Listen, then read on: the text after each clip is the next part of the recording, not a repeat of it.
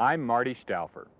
We sometimes think of ducks as clumsy barnyard birds that waddle around quacking like cartoon characters. A duck on land is awkward, but in the water, it's totally at home, swimming as smoothly as a sailboat or diving like a submarine. And in the air, a wild duck winging across a sunset sky is one of nature's prettiest sights. Two of the world's most beautiful ducks happen to be American native. The exquisitely colored wood duck, or woody, which feeds primarily on plant life near the surface, and the elegant hooded merganser, or hoody, which feeds mainly by diving for fish. These two ducks are quite different in their feeding habits, but both prefer to nest in hollow trees or man-made nest boxes, which brings them into competition. Females sometimes even lay eggs in each other's nest. This behavior can lead to amusing mix-ups for woodies and hoodies.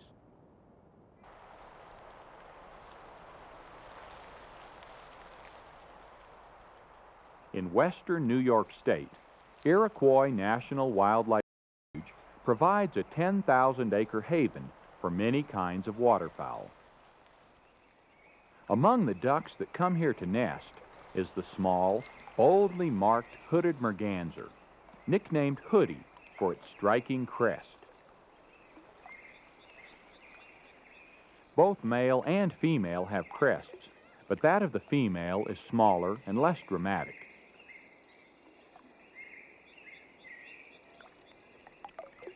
The hoodie's ornamental headdress can be opened or shut at will, like a fan, but during spring courtship, he's careful to carry it in a way that will appear most attractive and least threatening to the female of his choice.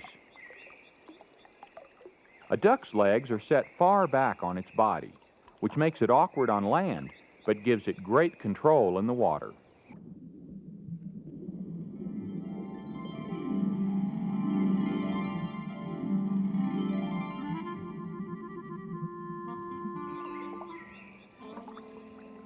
Webbed feet enable it to paddle smoothly on the surface, and in the case of the hoodie, to dive swiftly to depths of 40 feet or more.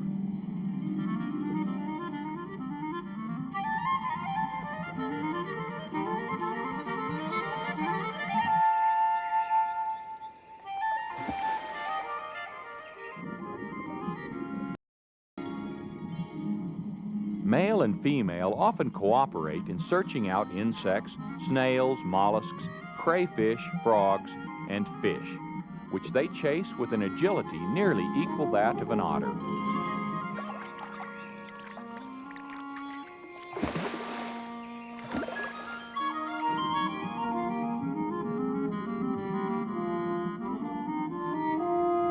Strong and streamlined underwater, the hoodie is also one of our fastest flying ducks, capable of rising straight up from the water without a running start.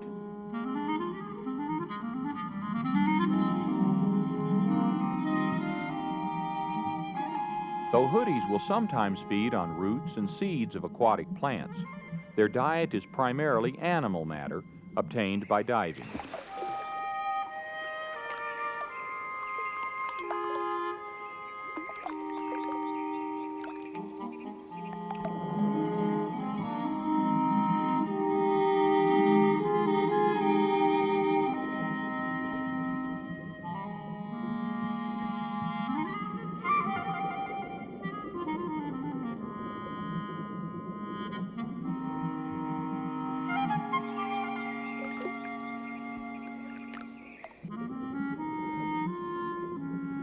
Like other mergansers, the hoodie has a saw-edged bill that helps it get a grip on slippery fish.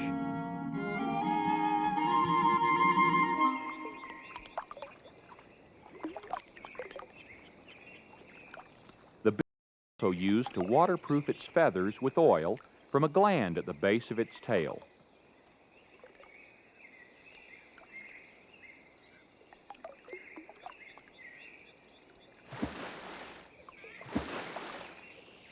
The wood duck, at least the male wood duck, is a bird of a different color. Though the female is drab, the male, with its iridescent plumage, is considered to be the most beautiful of all American ducks. Woodies are dabblers, not diving ducks. They feed at or just under the surface, on seeds, roots, and floating pond weeds. Though they do eat snails and insects and sometimes small fish, their diet is about 90% vegetarian.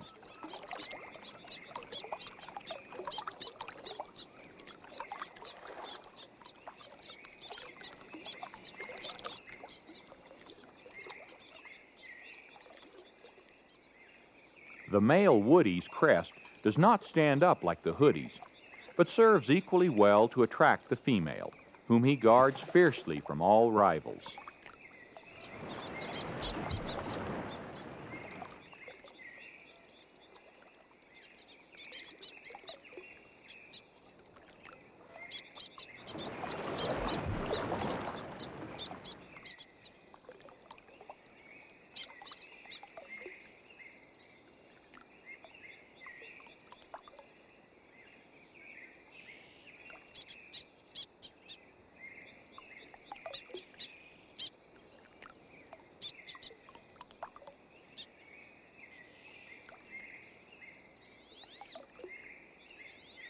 Woodies usually mate for life.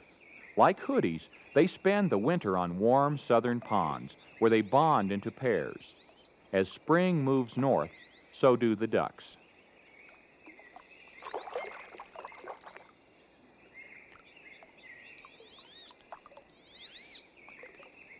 Year after year, a pair will return to the same area to complete the rituals of courtship and mating, and to nest.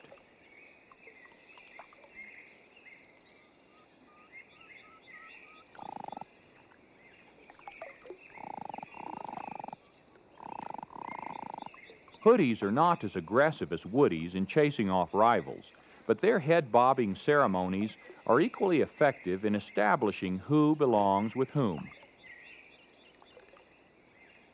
Crests expanded, they circle and bow.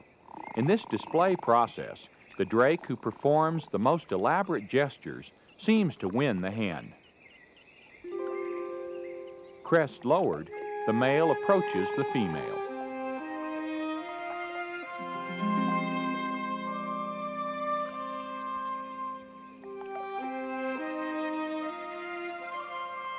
The display of his crest seems more for intimidating other males than for impressing the female. For her, he performs a dance of subtle restraint.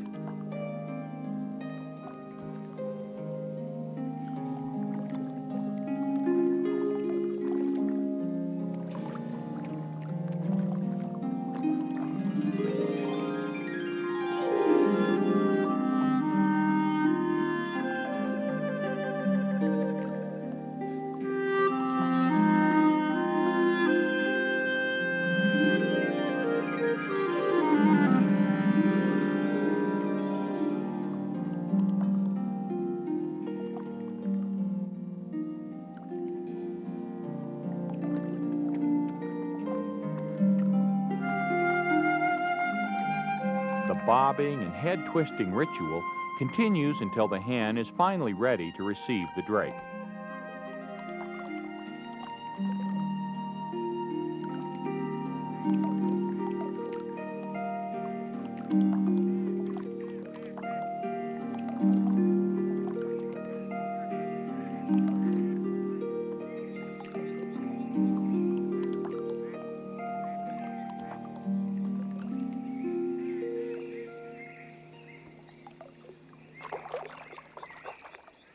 His contribution to the future completed, the drake fans out his crest as he paddles away.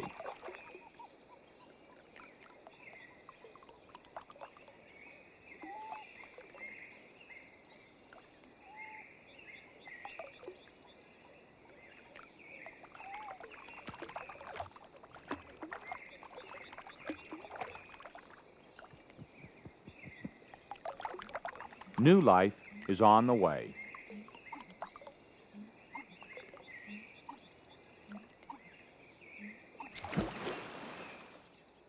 For untold centuries, woodies and hoodies found separate nesting places in abandoned tree cavities which had been hollowed out by pileated woodpeckers.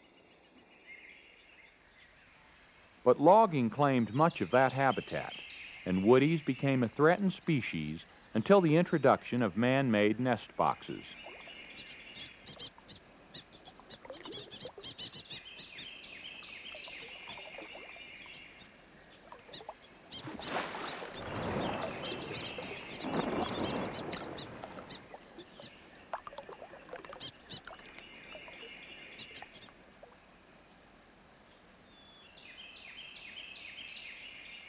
Today, competition for nest boxes is extremely keen. A female hoodie will often lay her eggs in the same box already claimed by a woody hen, or vice versa, depending on who got there first. The nest boxes are protected by collars against predators like raccoons, but there's no guard against rivalry among the females.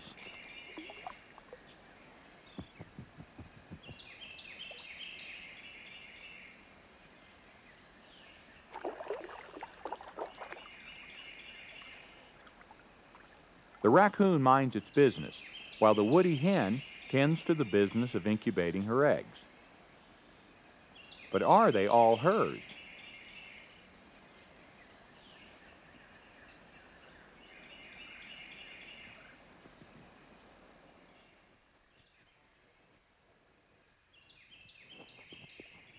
A female woody lays from 9 to 14 eggs in her down-lined nest. She cannot count, so if there are other eggs in the nest, she incubates them all, though not all of them will hatch.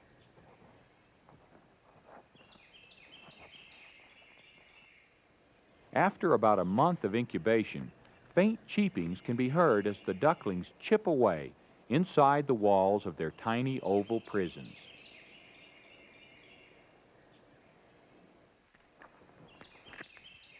Hatching is a long and difficult task, accomplished by a sharp egg tooth at the tip of the duckling's bill.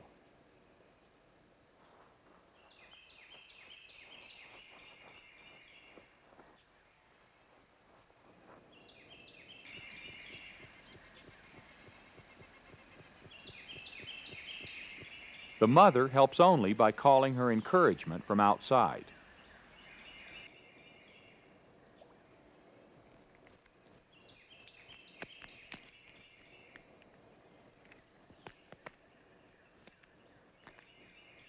The ducklings emerge from the eggs wet, wobbly, and weak. They hardly look capable of surviving.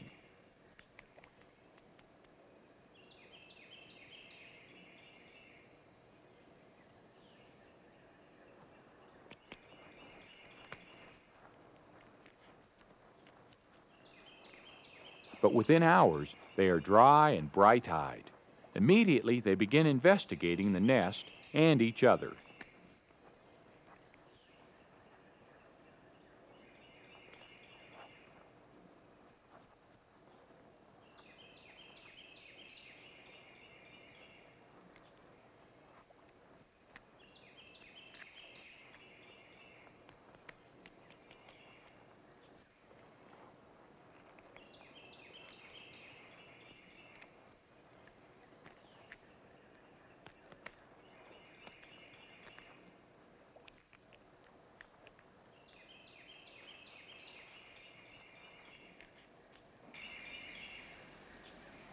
Although the mother duck, or ducks, laid eggs in this nest over a period of a week or more, the incubation process is controlled so that all the ducklings hatch together.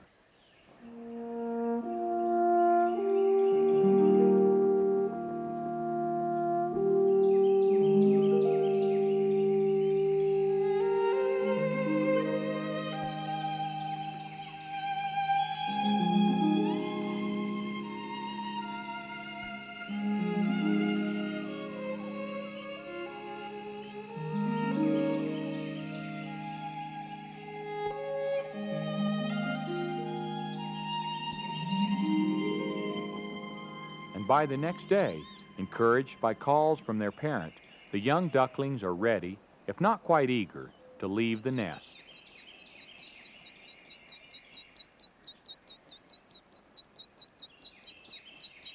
It's a brave duckling who takes the first leap.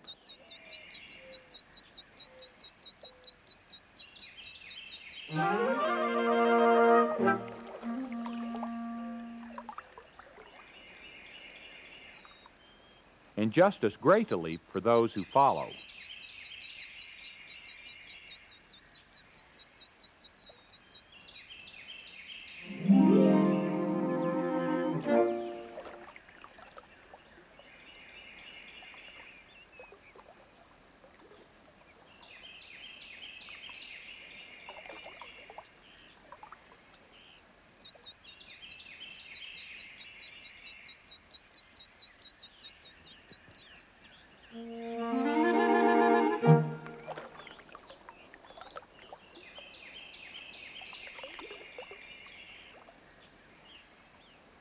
So far, all the little hatchlings look identical, and all are woodies.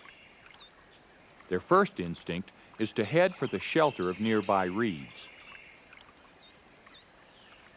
And their second is to begin feeding on the plentiful supply of duckweed and other pond growth.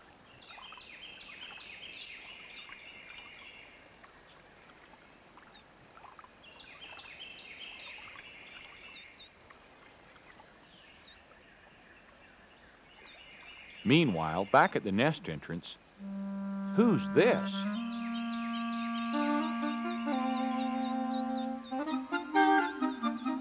This rather odd duckling is a young hoody.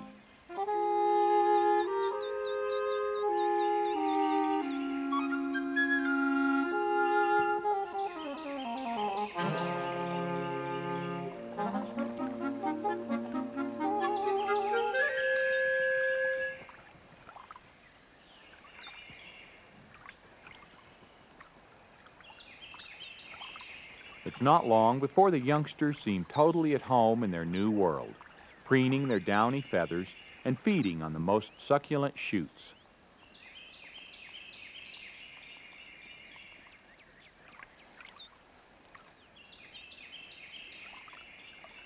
Soon, they're ready to follow the mother woody out into the wide, watery world beyond. Nearby, a brood of young hoodies is also ready to leave the nest. These may be the brothers and sisters to the young hoody ducklings who hatched in the woody female's nest.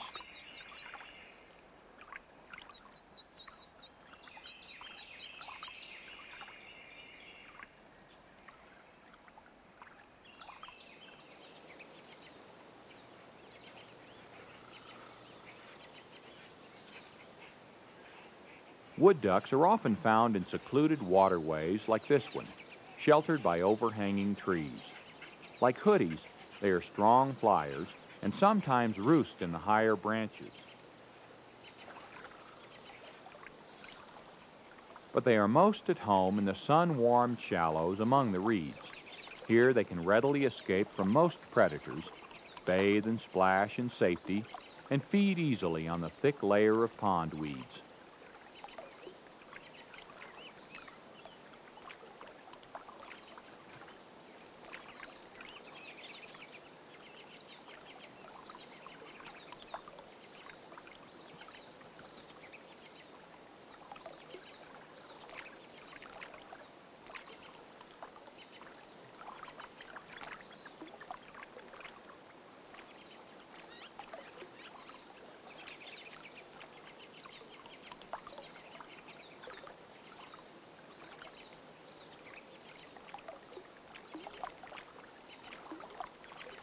Already the young hoody is dabbling further into the water than his siblings, as if looking for something beneath the surface.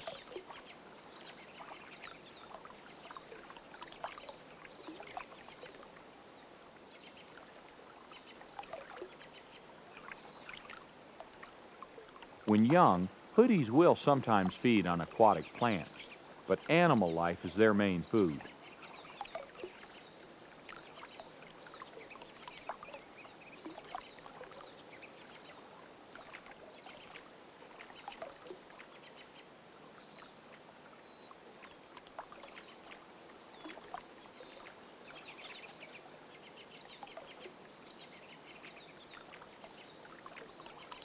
In water this shallow, the mother woody has no trouble catching a juicy minnow.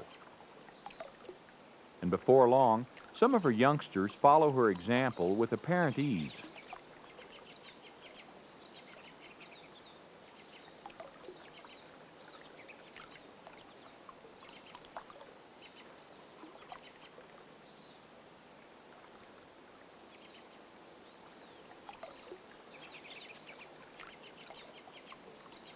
The Hoody duckling's efforts at fishing seem confused by comparison. His feeding instinct urges him to dive, but the water's too shallow.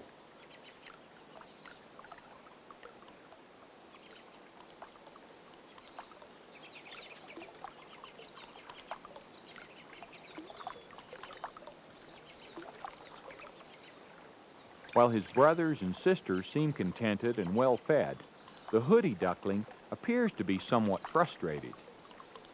He's more interested in playing tug-of-war with the reed than he is in nibbling at its seed head.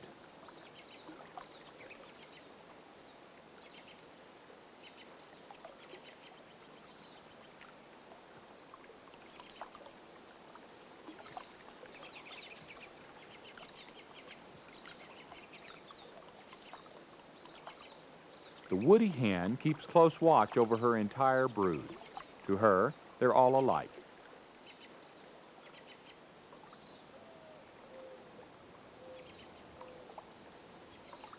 The quiet waters around a beaver lodge are deep enough for the Hoody to splash in and sheltered enough to satisfy the instincts of the woody mother.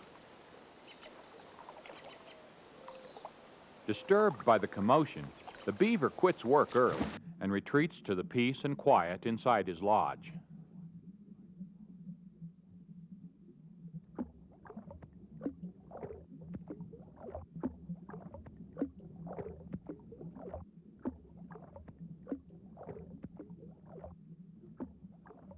As the ducklings paddle and splash, they present a tempting target for any would-be predator. Snapping turtles, for instance, take a great number of young ducks each year.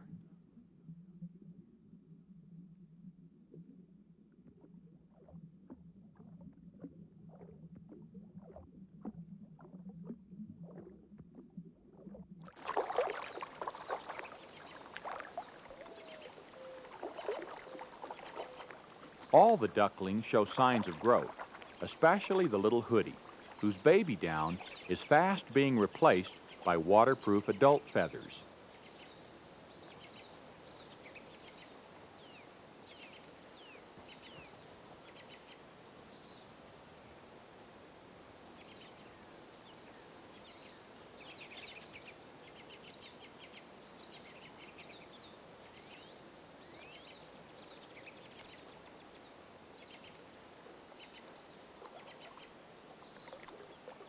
The garter snake poses little threat to the young ducklings.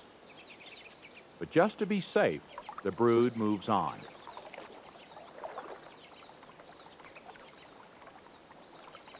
As the mother lags behind to round up stragglers, the young Hoody instinctively leads the group where he feels safest, out into open water where he can dive to escape danger. This woody duckling takes its time following its mother, showing little concern about the advancing garter snake. Such an attitude comes from lack of experience and could prove foolhardy with a bigger, hungrier snake.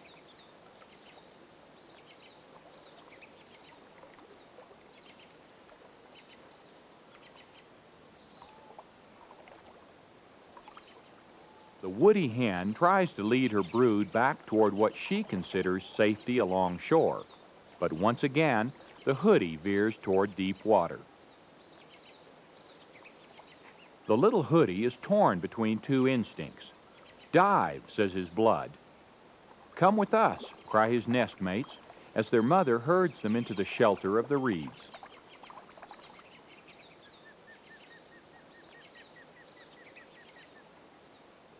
The survival instinct is sometimes as complex as it is strong. A woody or Hoody mother will accept and protect all the hatchlings in her brood, however mixed. In the same way, an odd duckling's survival depends on how well it can adapt to this double way of life.